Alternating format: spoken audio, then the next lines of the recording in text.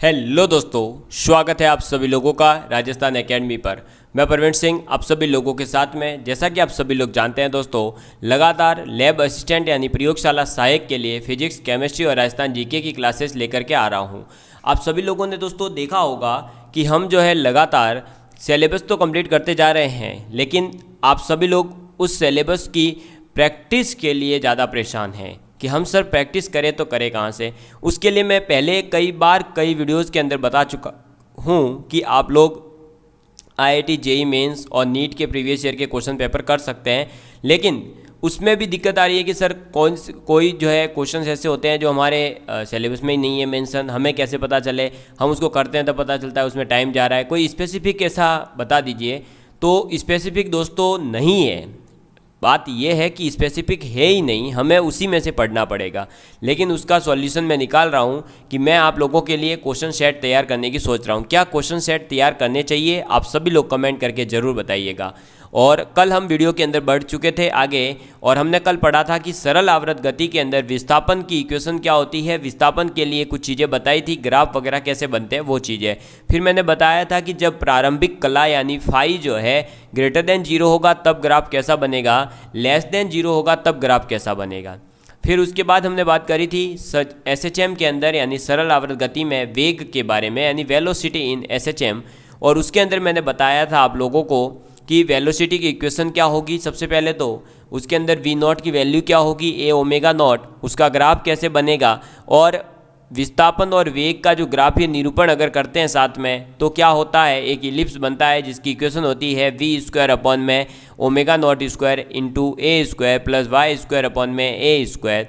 और एक मैंने बताया था v इज इक्वल टू होता है omega nought under root A square minus Y square. ठीक है, चलिए अब दोस्तों हम बात करते हैं सरल आवर्त गति यानी एसएचएम एसएचएम के अंदर त्वरण के बारे में, यानी एक्सेलरेशन इन एसएचएम। ठीक है, चलिए तो आप टॉपिक लिखेंगे नेक्स्ट।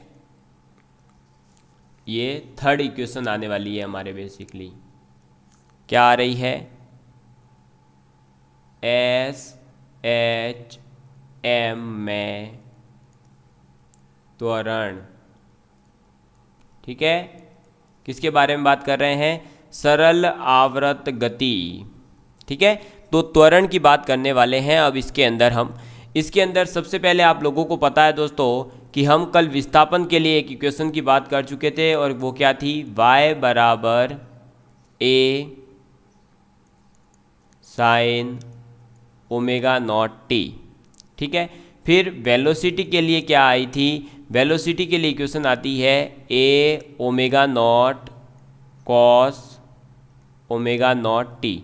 अब एक्सेलरेशन के लिए क्या आ जाएगी, तो इसका डिफ्रेंशिएशन होगा माइनस का A omega not square sine omega naught T.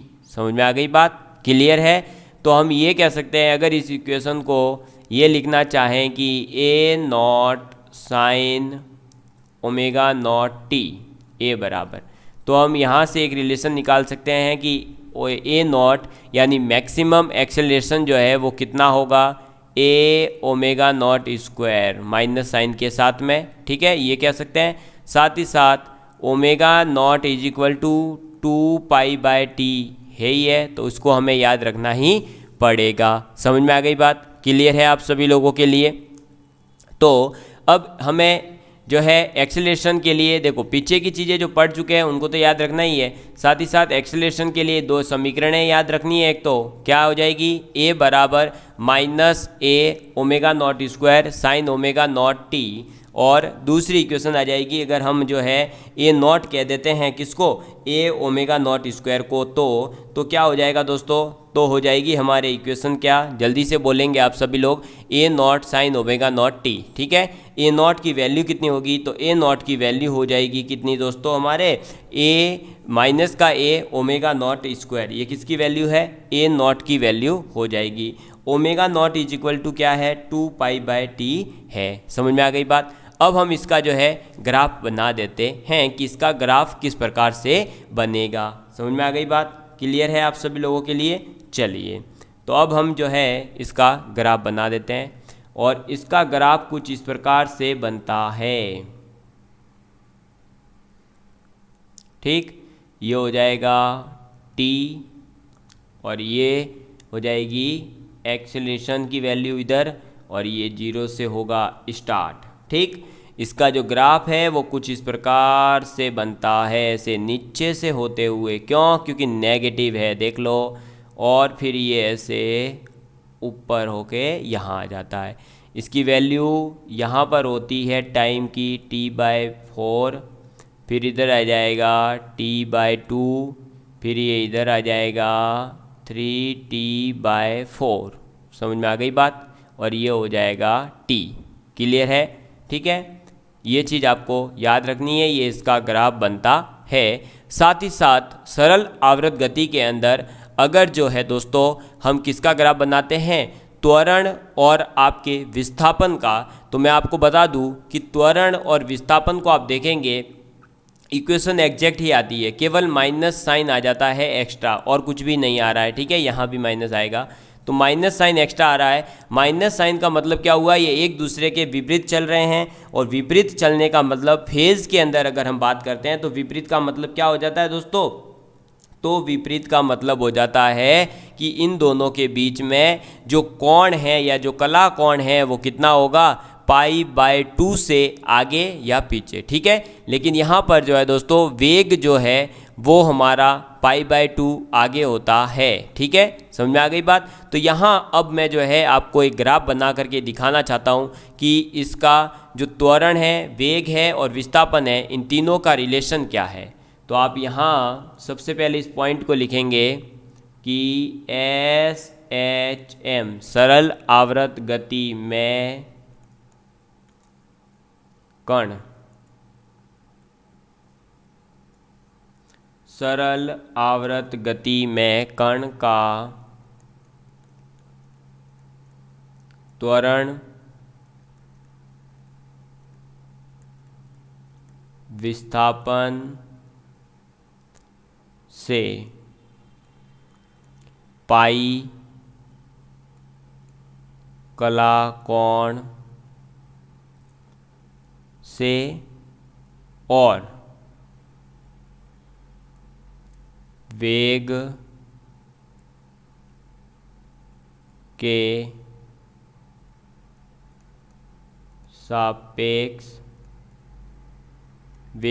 सापेक्ष, π/2 कला कोण से आगे होता है। ठीक है, तो SHM के अंदर जो भी आपका पार्टिकल है, जो कण है, उस कण का त्वरण विस्थापन से तो पाई कला कोण आगे होगा और वेग से जो है π/2 कला कोण आगे होता है। ठीक है, अब हम एक्सेलरेशन और आपके जो विस्थापन है उसका अगर एक ग्राफ बनाते हैं तो वो कुछ इस प्रकार से बनता है। ये ग्राफ बनाया, ये हमारा एक्सेलरेशन है और ये हमारा विस्थापन है। ठीक है, ये प्लस है आप जानते ही हैं, और ये इधर नेगेटिव हो जाएगा, और इनका जो ग्राफ है वो कुछ इस प्रकार से फिर बनता है। एक सेकेंड,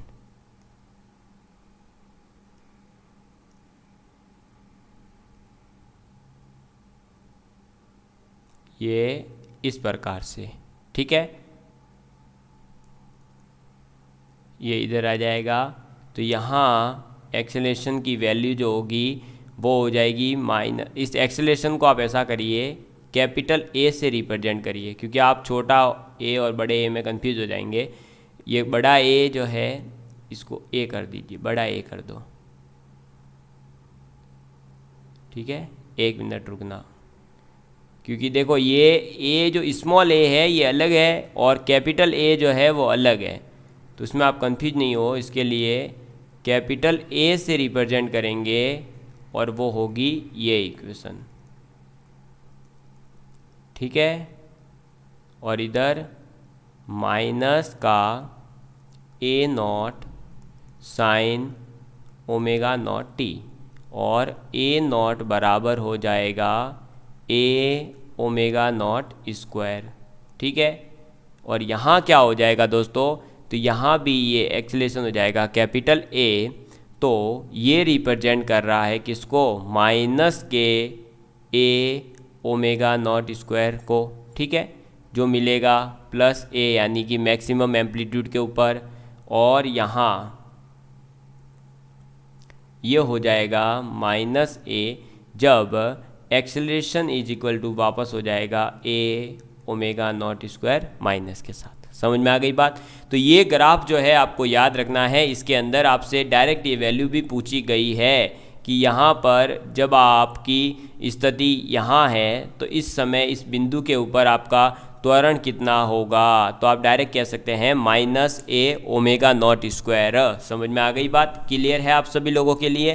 तो यहाँ से हमने जो है ये ग्राफ बना करके देख लिया है, और यहाँ हमें कुछ चीज़ें ऐसी भी समझ में आ गई होगी जिनको अभी हम लिखने वाले हैं। जैसे कि सरल आवर्त गति के अंदर जब कण का विस्थापन शून्य होता है, यानी कि जब इसका डिस्प्लेसमेंट शून्य होता है, जब ये सेंटर के ऊपर होता है, मध्य स्थिति में होता है, तो वेग जो है वो अधिकतम होता है और त्वरण का मान जो है उस समय क्या होता है, शून्य होता है। लेकिन जब आपका कण मैक्सिमम डिस्प्लेसमेंट के ऊपर है, एम्पलीट्यूड को क्रॉस कर रहा है, यानी प्लस माइनस ए स्थिति में है, तो वेग तो हो जाता है शून्य, लेकिन त्वरण उस समय हो जाता है इन मैक्सिमम, ठीक है। ये चीज़ हम टेबल के माध्यम से देखने वाले हैं।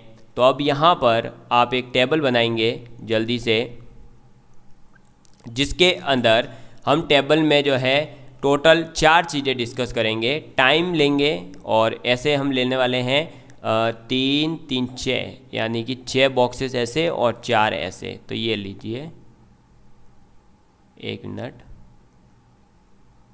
ये लो, 6 और 4 हो गए, ठीक है। अब देखिए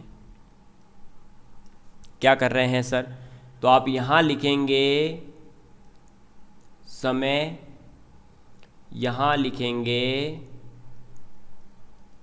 विस्थापन, यहाँ लिखेंगे वेग, और वेग के बाद में त्वरण, ठीक है। और समय के अंदर क्या आ जाएगा, तो समय के अंदर सबसे पहले तो 0 जब स्टार्टिंग होगा, फिर T/4, फिर आधे टाइम पर, फिर थर्ड फोर्थ पर यानी 3T/4, फिर हो जाएगा T। समझ में आ गई बात।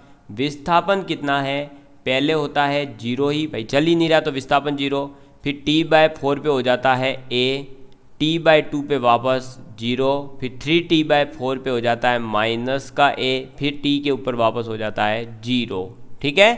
ये मैंने आपको बताया था ना, कोई भी दोलन जो है सेंट्रल से पहले एक बार इधर जाएगा, फिर ये वापस इधर आएगा, फिर ये इधर जाएगा, फिर वापस इधर आएगा, तब एक रोटेशन पूरा होगा। तो ये 0 पर था, फिर ये A के ऊपर गया, ठीक है, फिर ये वापस से इधर ही आ गया, तो विस्थापन कितना हो गया 0, फिर ये वापस इधर गया, कितना हो जाएगा माइनस A, फिर ये वापस से इधर आ गया, हो गया 0, ठीक। जब ये 0 था तो इसका वेग उस समय था A ओमेगा नॉट। जब ये मैक्सिमम एम्पलीट्यूड पे पहुंचा तो इसकी वेलोसिटी 0 होगी, तभी तो भाई, अरे मैक्सिमम पे पहुंचने के बाद 0 नहीं हुई वेलोसिटी, तो ये रोड वापस से मुड़ेगा, थोड़ी 0 करनी पड़ेगी। तो जब ये मैक्सिमम पर होगा तो इसकी वेग 0 हो जाएगा, जब ये वापस 0 पर होगा तो ये माइनस A ओमेगा नॉट पर होगा, फिर ये वापस 0, फिर ये हो जाएगा A ओमेगा नॉट। जब आपका विस्थापन 0 है, वेग A ओमेगा नॉट है, तो त्वरण भी होगा 0। जब वेग 0 है तो त्वरण हो जाएगा माइनस का A ओमेगा नॉट स्क्वायर, ये हो जाएगा वापस 0, वापस हो जाएगा A ओमेगा नॉट स्क्वायर, वापस हो जाएगा 0। समझ में आ गई बात। ये चीज़ हमारी जो है क्या है, तो ये डायग्राम के माध्यम से हम विस्थापन, वेग और त्वरण का जो है अलग अलग समय पर वैल्यू चेक कर रहे हैं। ये इसलिए चेक कर रहे हैं क्योंकि ये चीज़ हमारे काम आने वाली है क्वेश्चंस सॉल्व करने के अंदर। सर कैसे काम आती है वो हम जब अभी क्वेश्चन करेंगे तब पता चल जाएगा आपको। अभी जस्ट आपको केवल इतना याद रखना है, ठीक है, याद रख लेंगे तो आप इस चीज़ को याद ज़रूर रखिएगा। ये टेबल फॉर्मेट में है। अब मैं इसी चीज़ को आपको वापस से ग्राफ फॉर्म के अंदर भी दे रहा हूँ, क्योंकि ग्राफ से भी इस चैप्टर के अंदर क्वेश्चन बनते हैं, इसलिए। ठीक है, तो सबसे पहले आप इसको एक बार याद कर लेंगे। जब आपकी वस्तु मैक्सिमम एम्पलीट्यूड के ऊपर होगी तब वेग तो होता है 0 और त्वरण होता है -a⍵0²। ठीक है, जब आपका टाइम 3t/4 होगा और विस्थापन अगर -a है तो वेग कितना होगा? 0। ऐसा क्वेश्चन पूछा जा सकता है। ठीक है, चलिए अब हम इसका एक ग्राफ बना लेते हैं, तीनों का एक साथ अब हम ग्राफ बनाएंगे। पहले बनाएंगे विस्थापन के लिए, फिर एक सेकेंड, इसको ऐसा करो, अच्छा बनाना है ना, तो ठीक है, ये लो इधर बनाते हैं। ये विस्थापन के लिए, ये वेग के लिए और ये त्वरण के लिए। ठीक है, अब इसका पार्टनरशिप ऐसे ग्राफ बना रहे हैं ना, इसलिए तो ये इसका एक्स एक्सिस और ये यहाँ इसका एक्स एक्सिस। ठीक है, चलो अब देखिए दोस्तों क्या हो जाएगा। ये गया। ठीक है, हम 2-2 राउंड ही ले रहे हैं, यानी कि टी टाइम तक ही बना रहे हैं। ये ऐसा बनेगा। वेग वाला कैसे बनेगा? कल बना करके बताया था ना, ये यूँ नीचे जाएगा, फिर ये पूरा ऐसे ऊपर आ जाएगा और फिर ये वापस से ऐसे हो जाएगा। समझ में आ गई बात? एक सेकंड, ये थोड़ा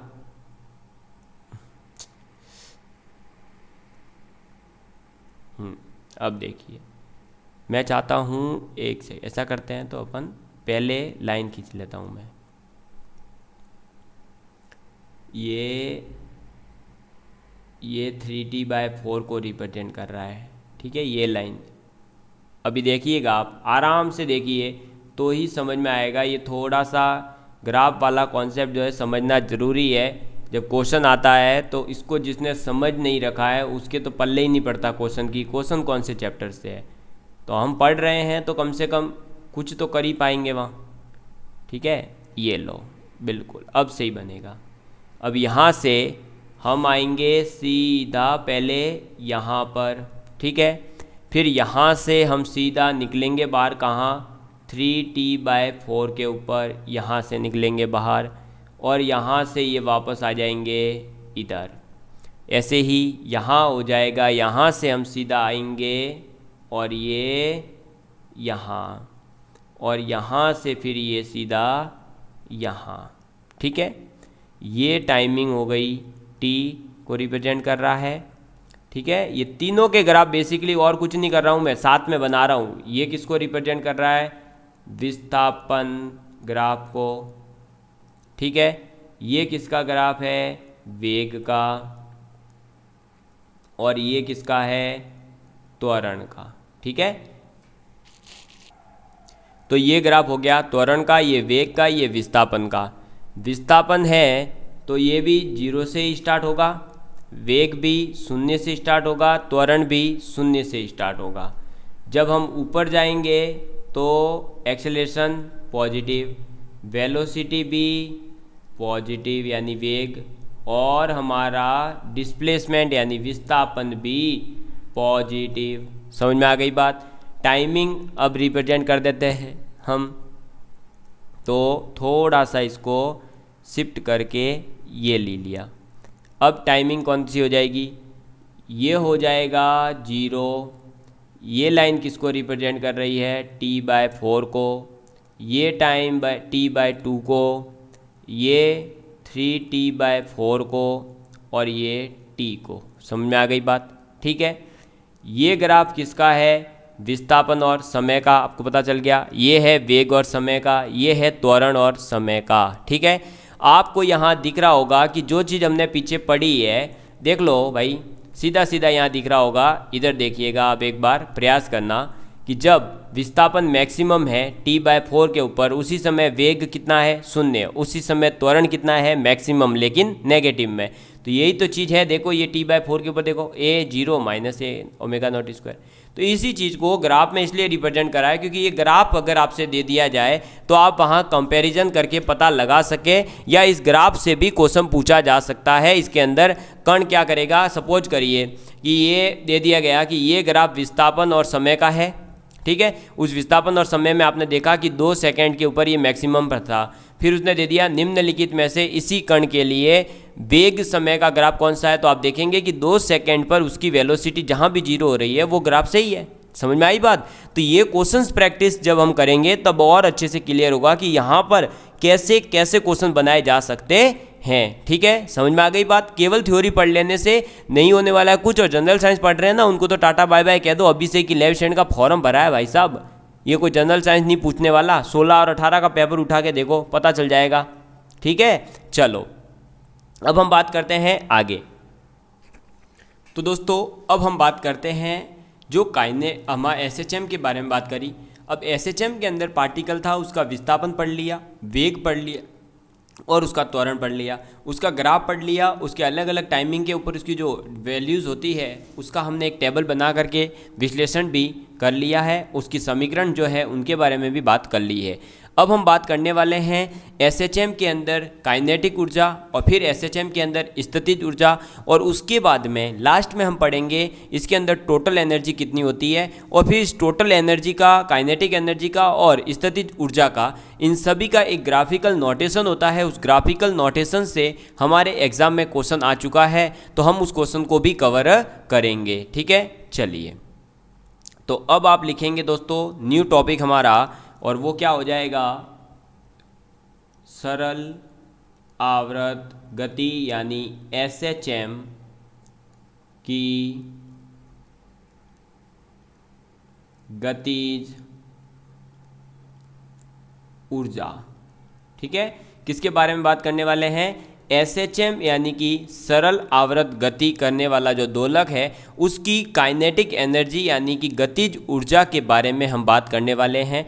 अब इसका पूरा डेरिवेशन वगैरह हमें समझने की ज़रूरत नहीं है, हम डायरेक्ट इसकी जो इक्वेशन आ रही है उस इक्वेशन को नोट डाउन करेंगे, उसको याद रखेंगे, ठीक है। सबसे पहले जस्ट बेसिक के लिए समझा देता हूँ। काइनेटिक एनर्जी का फॉर्मूला होता है 12mv², ठीक है। इस v की वैल्यू जो हमें पीछे पता है a omega naught sine omega naught T होती है, कॉस ओमेगा नॉट टी होती है, उसको यहाँ पुट करेंगे, इसको सॉल्व करेंगे, k बराबर m ओमेगा नॉट स्क्वायर जो रिलेशन है उसको यहाँ पुट करके हम एक रिलेशन निकालते हैं, और काइनेटिक एनर्जी आ जाती है कण की क्या, 1/2 k गुणा a² माइनस y²। समझ में आ गई बात, क्लियर है। तो इस चीज़ को हमें याद रखना है कि काइनेटिक एनर्जी कितनी होती है किसी भी सरल आवर्त गति करने वाले कण की, तो उसकी काइनेटिक एनर्जी होती है 1/2 k a² माइनस y²। समझ में आ गई बात, क्लियर है। चलिए एक तो ये याद रखना है, दूसरा आपको याद रखना है कि एक दोलन काल के अंदर, एक टाइम पीरियड के अंदर औसत गतिज ऊर्जा कितनी होती है। तो आप लिखेंगे कि प्रति दोलन काल के लिए औसत गतिज ऊर्जा, ठीक है। तो औसत को मैथ्स के अंदर और फिजिक्स के अंदर आपने देखा होगा ऐसे 2 ब्रैकेट्स में बंद करके भी रिप्रेजेंट किया जाता है। तो ये जो मैंने लिखा है इसका मतलब है औसत गतिज ऊर्जा बराबर कितना हो जाएगा, पूरा एक टाइम पीरियड के अंदर कितनी काइनेटिक एनर्जी हो जाएगी, 1/2 k a² 1/2 k a² cos square omega naught T, और इस टी की वैल्यू क्या हो सकती है, तो इंटीग्रेशन 0 से लेकर टी तक हो सकती है। और हम चूंकि निकालने जा रहे हैं प्रतिदोलन के लिए यानी एवरी ऑक्सीलेशन के लिए, हर एक ऑक्सीलेट करने वाले पार्टिकल की जो ऑक्सीलेशन हो रही है, एक बार जो दोलन हो रहा है उसके अंदर गतिज ऊर्जा कितनी है, तो हम टोटल इसके आवर्तकाल का भाग दे देंगे। तो हमारे पास में जो फॉर्मूला निकल कर आएगा औसत गतिज ऊर्जा का, वो कितना आ जाएगा 1/4 KA²। ये हमें याद रखना है। तो सरल आवर्त गति की गतिज ऊर्जा के अंदर पहले तो एक डायरेक्ट फॉर्मूला होता है, वो याद रखेंगे 1/2 K × A² - Y²। इस K की वैल्यू क्या होती है वो पहले भी मैं बता चुका हूँ, वापस आपको बता देता हूँ। K बराबर होता है m⍵0²। ठीक है, तो यहाँ भी आप पुट करके देख सकते हैं। फिर आपको मैंने बता दिया कि प्रतिदोलन काल के लिए गतिज ऊर्जा कितनी होगी औसत, तो उसका फॉर्मूला आ जाता है 1/4 KA²। ठीक है, ये होगी SHM की गतिज ऊर्जा। अब हम पढ़ते हैं, ये डायरेक्ट फार्मूलाज हैं जो आपको याद रखने पड़ेंगे। दूसरा आ जाता है SHM की स्थितिज ऊर्जा यानी पोटेंशियल एनर्जी। स्थितिज ऊर्जा यानी पोटेंशियल एनर्जी ऑफ SHM यानी कि सिंपल हार्मोनिक मोशन के अंदर आपकी पोटेंशियल एनर्जी क्या होगी उसके बारे में हम बात करने वाले हैं। तो इसका भी एक डायरेक्ट फार्मूला आता है, केवल आपको फार्मूलाज याद रखना है, और वो आ जाता है काइनेटिक पोटेंशियल एनर्जी बराबर कितना हो जाएगा, तो 1/2 K, सॉरी ए इसके बाद में पहले K लिख लो, KA² sin²⍵0t। ठीक है, क्या होती है पोटेंशियल एनर्जी 1/2 KA² sin²⍵0t। अब हम जैसा हमने पीछे प्रतिदोलन के लिए गतिज ऊर्जा निकाली, वैसे ही हम प्रतिदोलन के लिए क्या निकालेंगे, स्थितिज ऊर्जा। तो आप लिखेंगे प्रतिदोलन काल के लिए औसत स्थितिज ऊर्जा। ठीक है, तो प्रतिदोलन काल के लिए औसत स्थितिज ऊर्जा की अगर हम बात करें तो कितनी हो जाएगी, तो average potential energy is equal to कितनी होती है दोस्तों, 1/4, ये दो नहीं, 1/4 KA²। ठीक है, इस रिलेशन को आप याद रखेंगे तो हम ये कह सकते हैं कि प्रतिदोलन के लिए आपकी जो औसत ऊर्जा होती है, चाहे वो पोटेंशियल एनर्जी हो चाहे स्थितिज ऊर्जा हो, चाहे सॉरी आपकी गतिज ऊर्जा हो चाहे पोटेंशियल एनर्जी हो, यानी स्थितिज ऊर्जा, काइनेटिक एनर्जी और पोटेंशियल एनर्जी दोनों की दोनों प्रतिदोलन के लिए अगर औसत की बात की जाती है तो वो इक्वल ही आती है। आपने देखा कि प्रतिदोलन के लिए औसत गतिज ऊर्जा का फॉर्मूला भी क्या आया, 1/4 KA²। वैसे ही प्रतिदोलन काल के लिए औसत स्थितिज ऊर्जा भी कितनी आ गई, 1/4 KA²। समझ में आ गई बात, क्लियर है। तो ये आपको मैंने अलग अलग दोनों के रिलेशंस बता दिए हैं। अब काइनेटिक एनर्जी और पोटेंशियल एनर्जी क्या होती है वो चीज़ें आपको पता होगी, उन चीज़ों को बताने की मुझे नहीं लगता है कि कोई आवश्यकता है। पोटेंशियल एनर्जी क्या होती है, किसी भी वस्तु की स्थिति के कारण या जो स्टडी स्टेट में है तो उसके कारण उसकी जो एनर्जी है उसको हम कहते हैं स्थितिज ऊर्जा। और काइनेटिक एनर्जी यानी जब कोई वस्तु मूवमेंट कर रही है, मोशन कर रही है, तो उसके मूवमेंट के कारण जो एनर्जी है उसे हम कहते हैं गतिज ऊर्जा। ठीक है, चलिए अब हम इसकी कुल ऊर्जा की बात करेंगे जो कि सबसे ज़्यादा इम्पोर्टेंट है। तो आप थर्ड लिखेंगे, सरल आवर्त गति या दोलक भी कहते हैं। ठीक है, कि कुल ऊर्जा। अब हम इसके बारे में बात करने वाले हैं। कुल ऊर्जा का बेसिकली मतलब क्या है, तो हम ये कह सकते हैं कि E टोटल यानी ईटी बराबर में kinetic energy plus potential energy. यही तो मीनिंग है इसका भाई, यही तो मतलब है, और क्या है।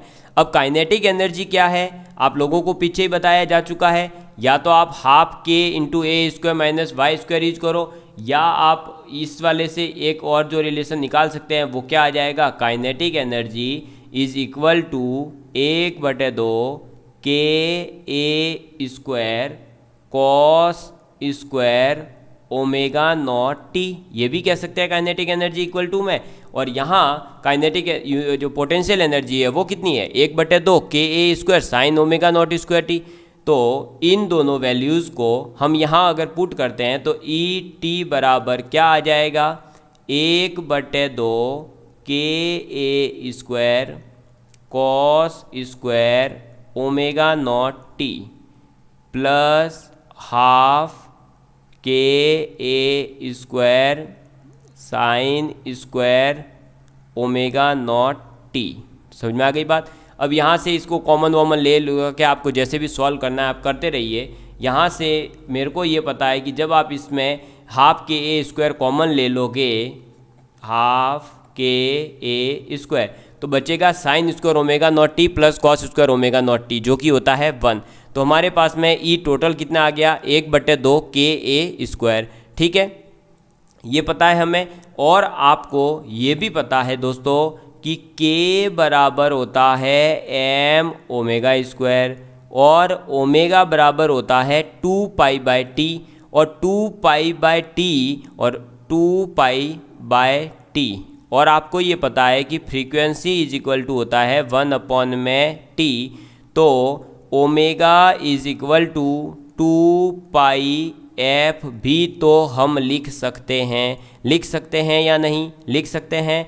तो ई टी बराबर क्या हो जाएगा, 1/2 के की वैल्यू एम ओमेगा नॉट आप पुट कर एम ओमेगा स्क्वायर पुट करेंगे और ए स्क्वायर को एज इट इज रखेंगे, ओमेगा की जगह फिर आप 2πf पुट कर देंगे। जब इसको सॉल्व करेंगे तो ये आ जाएगा 2π² एम एफ यानी फ्रीक्वेंसी का स्क्वायर और ए स्क्वायर। समझ में आ गई बात, समझ में आ गई कि नहीं। तो टोटल ऊर्जा, कुल ऊर्जा SHM के अंदर कितनी होती है, तो होती है 2π² एम एफ स्क्वायर ए स्क्वायर। समझ में आ गई बात। अब यहाँ पर हमारे से जो है अलग अलग टाइप के रिलेशन पूछ सकता है जो मैं आपको बता देता हूँ।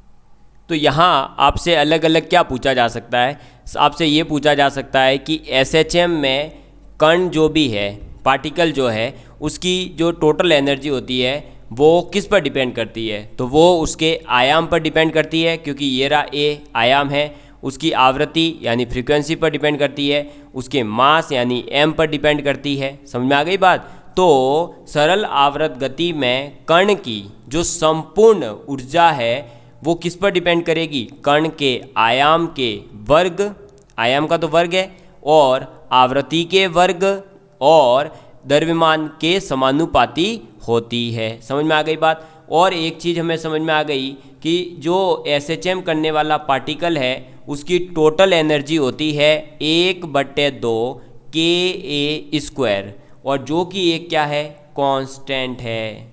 तो आपसे अगर पूछ लिया जाए कि SHM जो करने वाला पार्टिकल है उसकी टोटल एनर्जी जो है वो वेरिएबल है या वो किस पर डिपेंड करती है, तो दोस्तों वो जो है आपकी कांस्टेंट होती है। कितनी होती है, के हाफ के ए स्क्वायर, यानी कि आपका एम्पलीट्यूड का स्क्वायर और के इंटू हाफ कर देंगे तो आपका जो कांस्टेंट आएगा वही उसकी टोटल एनर्जी होगी।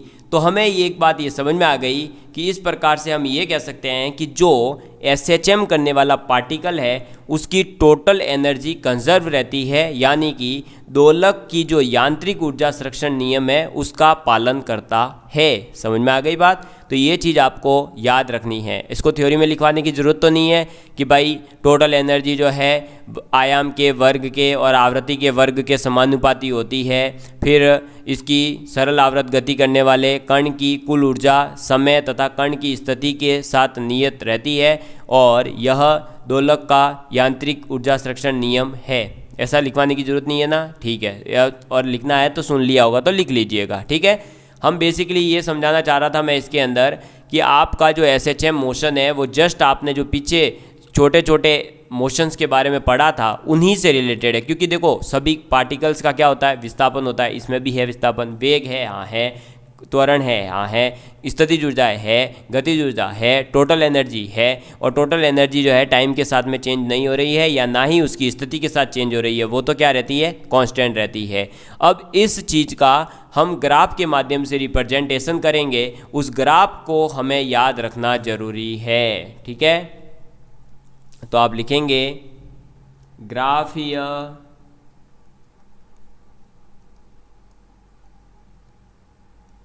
निरूपण, यानी कि ग्राफिकल रिप्रेजेंटेशन, ठीक है। अब ग्राफिकल रिप्रेजेंटेशन कैसे होता है वो हम देखेंगे यहाँ, और वो ग्राफिकल रिप्रेजेंटेशन देखिए कैसे किया जाएगा। तो सबसे पहले ये एक स्ट्रेट लाइन, फिर ये एक और स्ट्रेट लाइन, और एक यहाँ और स्ट्रेट लाइन आ जाएगी, ये क्लियर है। और फिर इसके अंदर हम जो है कलर चेंज कर देते हैं, वाइट कलर से बनाते हैं, और ये कुछ इस प्रकार से हमें बनाना है, ठीक है। ये लो, बस ये ऐसा। और अब एक और बनाना है जो दूसरे कलर से बना देते हैं, ये अलग अलग को रिप्रेजेंट करेगा, एक टोटल एनर्जी को रिप्रेजेंट करेगा, एक काइनेटिक एनर्जी को रिप्रेजेंट करेगा, एक पोटेंशियल को रिप्रेजेंट करेगा, ठीक है। ये यहाँ से एक सेकेंड चेंज ही नहीं हुआ, ये परफेक्ट, बिल्कुल ऐसे ही क्रॉस करवाना था, ठीक है। ये क्रॉस हो रहा है ना, देखो ऊपर भी टच हो रहा है, नीचे भी टच हो रहा है, बिल्कुल होना ही चाहिए था। अब यहाँ साइड वालों को मिला देते हैं, ये लो, ठीक है, यहाँ इनको मिला देते हैं,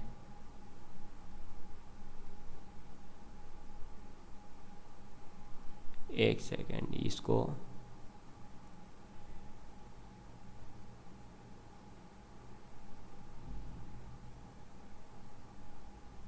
ठीक है, क्लियर है।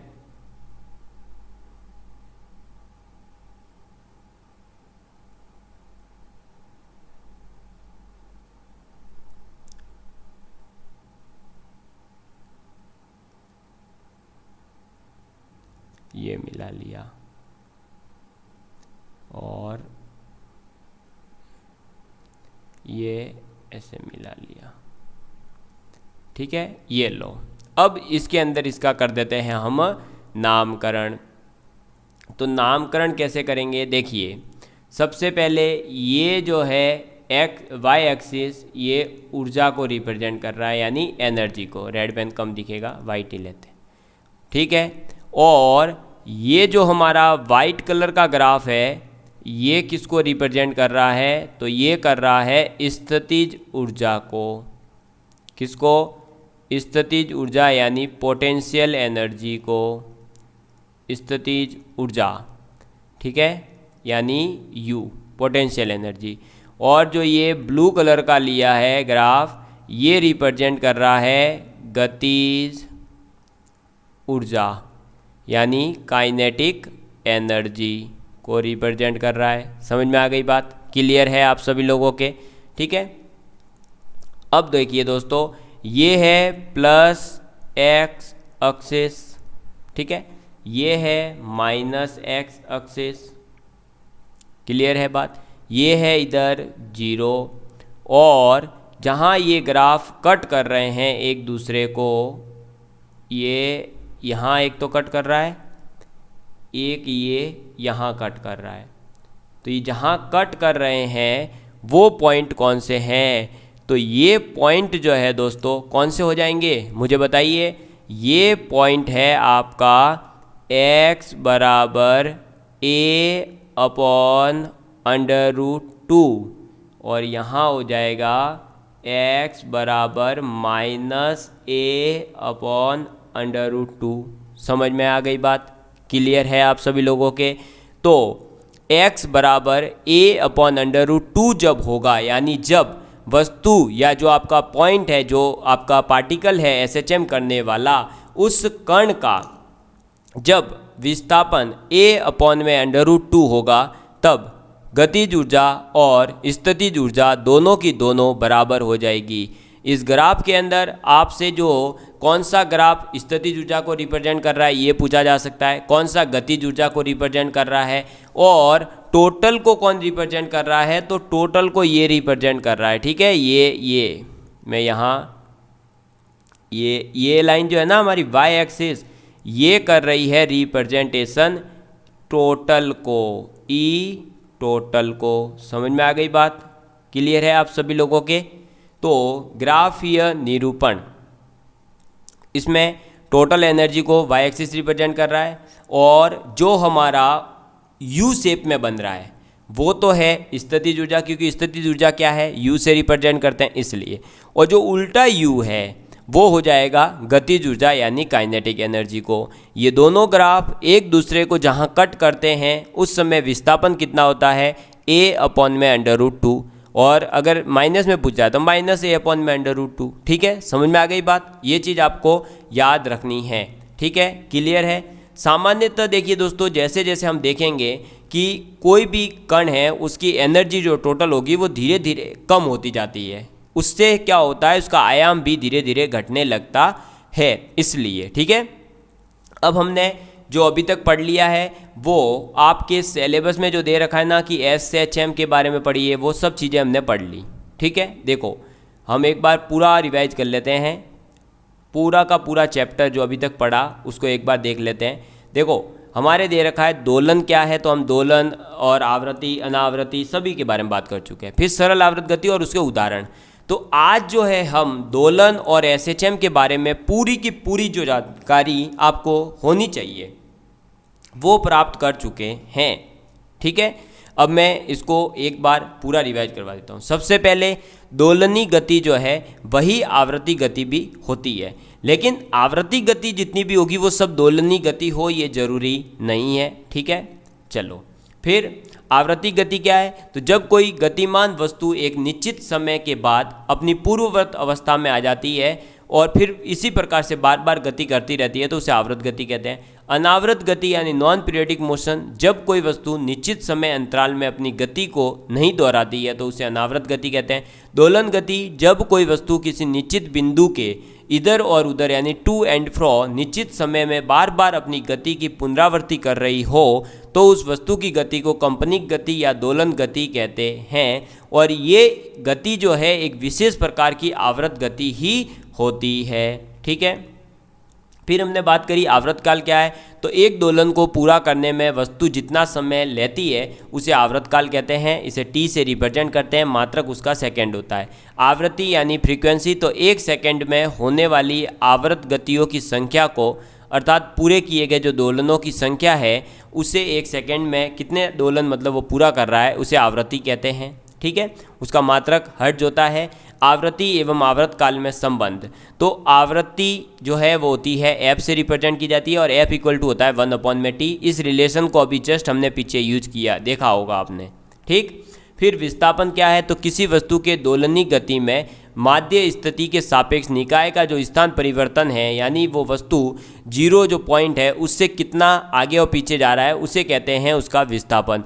आयाम होता है जो माध्य स्थिति से लेकर के, यानी जो जीरो सेंटर है वहाँ से मैक्सिमम कितने विस्थापन पे जा रहा है, कितना डिस्प्लेसमेंट करवा रहा है, उसको कहते हैं आयाम, एम्पलीट्यूड। ठीक है, कला कोण या कला नियतांक या फेज एंगल, तो दोलन गति में किसी कण दोलनी कण की गति की प्रकृति व्यक्त करने वाला जो भौतिक राशि है उसे हम कला कोण कहते हैं। फाई, जिसे मैंने बता दिया आपको, इस फाई का उपयोग भी हमने अभी आगे करा है। ठीक है, इसके फाई डिफरेंस को कैसे रिप्रेजेंट करते हैं, तो डेल्टा फाई लिख करके। ठीक है, फाई क्या होता है, प्रारंभिक कोण, जो प्रारंभिक कला कोण जिसे कहते हैं। ठीक है, जब कलांतर आपका पाई है तो दोनों विपरीत दिशाओं में जा रहे हैं। ये जस्ट हम पीछे देख चुके हैं कि वेग और आपका वस्तु का जो है विस्थापन और वेग किस में होता है, विस्थापन और त्वरण किस में होते हैं, पाई और पाई/2 डिफरेंस है उनका, ठीक है। फिर पाई अगर फेज डिफरेंस जो है वो 0 हो या 2 पाई हो तो हम कहेंगे समान दिशा में जा रहे हैं।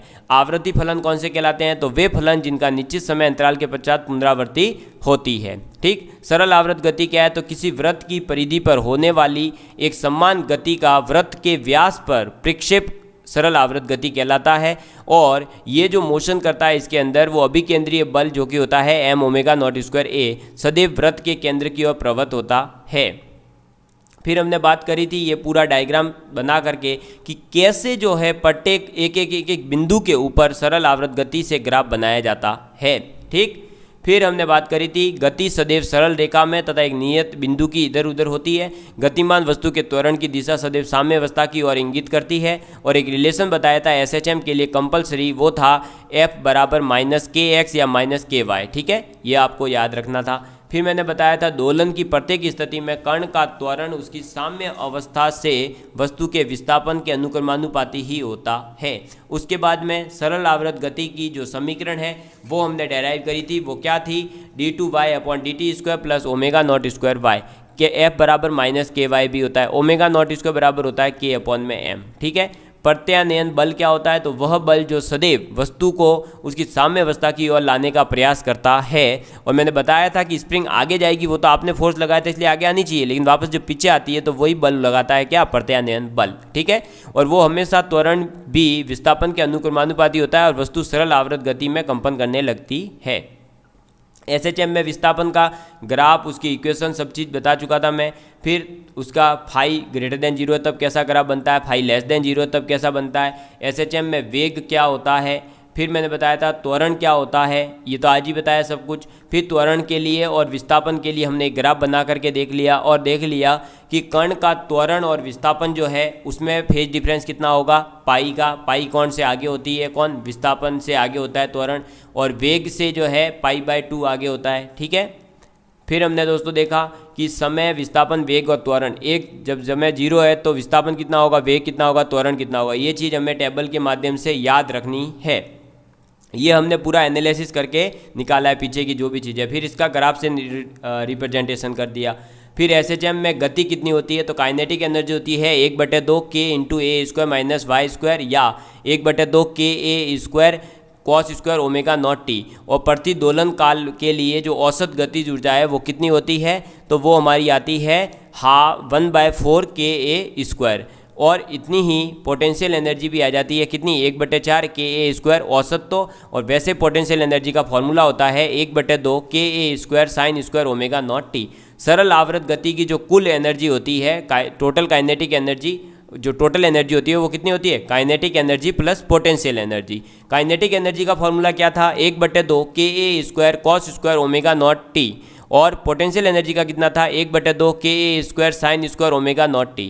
फ्रीक्वेंसी जो है वो बराबर क्या होती है, 1/t। ओमेगा बराबर होता है 2π/t और 1/t फ्रीक्वेंसी है तो ओमेगा बराबर हो जाएगा 2πf, ठीक है। k बराबर होता है m(ओमेगा0). और टोटल काइनेटिक जो टोटल एनर्जी होती है उसका फॉर्मूला क्या होता है, 1/2 k a² भी होता है। और अगर हम k और a की वैल्यू उसमें पुट कर देते हैं तो इसका फॉर्मूला आ जाता है 2π² mf² a², और जो कि क्या है, एक कांस्टेंट है, ठीक है। और इसका मतलब ये हुआ कि सरल आवर्त गति करने वाला जो पार्टिकल होता है उसकी कुल ऊर्जा जो होती है वो नियत रहती है। इसीलिए हम ये कह सकते हैं कि ये जो दोलक होगा या जो भी पार्टिकल SHM कर रहा था वो सरल यांत्रिकी का जो या मैकेनिकल जो एनर्जी कंजर्वेशन लॉ है उसको फॉलो करता है। फिर हमने बात करी इसका ग्राफिकल नोटेशन कैसे हो जाएगा, और मैंने ये बताया कि काइनेटिक एनर्जी और पोटेंशियल एनर्जी कब इक्वल होगी। तो काइनेटिक एनर्जी और पोटेंशियल एनर्जी कब इक्वल होगी, जब उसका विस्थापन a/√2 होगा, ठीक है। तो आपसे पूछा जा सकता है कि बताइए पार्टिकल की इक्वेशन दे दी जाएगी, उसमें एम्पलीट्यूड दे रखा होगा, आपसे पूछ लेगा इस पार्टिकल के लिए काइनेटिक एनर्जी और पोटेंशियल एनर्जी इक्वल कब होगी, तो आपका जो भी एम्पलीट्यूड है उसमें √2 का डिवाइड कर देना, आंसर आ जाएगा आपका। ठीक है, या आपसे ये ग्राफ दे करके डायरेक्ट पूछ सकता है इस ग्राफ के अंदर काइनेटिक एनर्जी को कौन रिप्रेजेंट कर रहा है, पोटेंशियल एनर्जी को कौन रिप्रेजेंट कर रहा है, टोटल एनर्जी को कौन रिप्रेजेंट कर रहा है। तो आप कैसे याद रखेंगे कि स्थितिज ऊर्जा यानी पोटेंशियल एनर्जी उसको तो हम U से रिप्रेजेंट करते हैं, तो जिसका ग्राफ U जैसा होगा यानी ऊपर की तरफ मुंह खुल रहा होगा वो पोटेंशियल एनर्जी का, और जिसका नीचे की तरफ मुंह खुल रहा होगा या जो उल्टा U जैसा होगा उसे हम कहेंगे क्या, गतिज ऊर्जा। समझ में आ गई बात, क्लियर है। तो ये है हमारा दोलन के बारे में कंप्लीट डिटेल और SHM के बारे में कंप्लीट डिटेल। अब हमारा सिलेबस में दे रखा है नेक्स्ट पॉइंट क्या, कि सरल आवर्त गति के जो उदाहरण हैं उनके बारे में। तो अब हम कल क्लास के अंदर पढ़ने वाले हैं जितने भी इसके उदाहरण हैं उन सभी को, और उसके बाद लास्ट क्लास के अंदर हम पढ़ लेंगे अनुनाद, यानी कि हमारी जो है मान के चलिए मैक्सिमम गुरुवार या शुक्रवार तक जो है ये SHM टॉपिक भी कंप्लीट हो जाएगा। उसके बाद में हम एक नया टॉपिक स्टार्ट करेंगे और इसी प्रकार हमारे 6 टॉपिक कंप्लीट हो गए जाएंगे। ठीक है, चलिए दोस्तों, आप सभी लोग अपना प्यार बनाए रखिए, और जो मैंने स्टार्टिंग में बोला कि आप लोगों के लिए क्या क्वेश्चन सेट या क्वेश्चन सेट की जो बुक है वो लॉन्च की जाए, जल्दी से कमेंट करके बताइए, तो मैं जल्दी से उस पर काम करना स्टार्ट करवा दूंगा। ठीक है, थैंक यू।